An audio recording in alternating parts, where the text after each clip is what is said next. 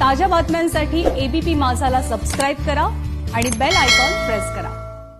Nagpur police आयुक्तांकडून 15 कर्मचाऱ्यांचं निलंबन करण्यात आलंय।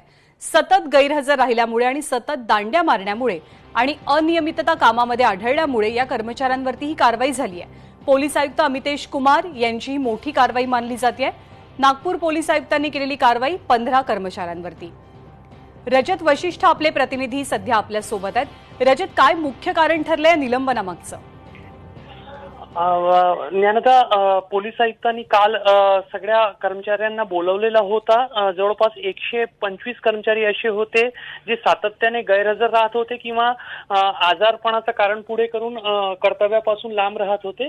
या 125 कर्मचाऱ्यांचा आढावा घेतल्यानंतर पोलीस आयुक्तांना असं लक्षात आलं की त्यापैकी हे 15 कर्मचारी जे आहेत ते कुठल्याही ठोस कारणाशिवाय अनुपस्थित राहत आहे आणि त्याच्यानंतर रात्री उशिरा यांच्या निलंबनाचे निर्देश जे आहेत ते पोलीस आयुक्तांनी दिले। त्यामुळे नागपूर पोलीस दलामध्ये एकासोबत 15 पोलीस कर्मचारी निलंबित होण्याची ही कदाचित पहिलीच वेळ आहे आणि अनुशासन निर्माण करण्याच्या दृष्टिकोनातून केलेली ही जी कारवाई आहे ती पोलीस दलामध्ये खालपर्यंत एक स्ट्रॉंग मेसेज देण्याची ठरली आहे।